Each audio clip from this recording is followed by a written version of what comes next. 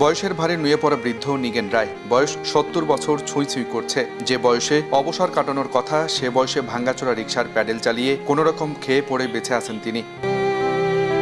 নিগেন রায়ের রিকশার হুড দুটো ভাঙ্গা, সিটগুলো ছেঁড়া, বডিতে জং ধরেছে অনেক আগেই। এতই ভাঙ্গাচোরা যে যাত্রীরাও উঠতেই চান না। আবার যাত্রী উঠলেও রিকশা টানতে কষ্ট হয় জীর্ণ শরীরের এই চালকের। এরপরও এই রিকশাই তাকে বাঁচিয়ে রেখেছে। শুধু তিনি নন, তার ৩ সদস্যের পরিবারে বেঁচে থাকার অবলম্বন ভাঙ্গা রিকশাটি।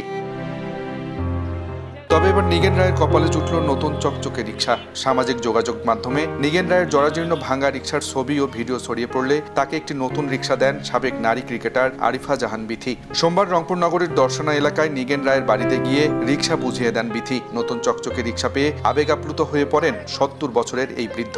গোরস্থানে গেলেও তো এই রিকশা আমি চিনতাম পারতাম না, এখন তো আর ভয় পাবে না। নতুন গাড়ি, আগে তো পুরোনো রিকশা চালাতাম, ভয় পাইতো।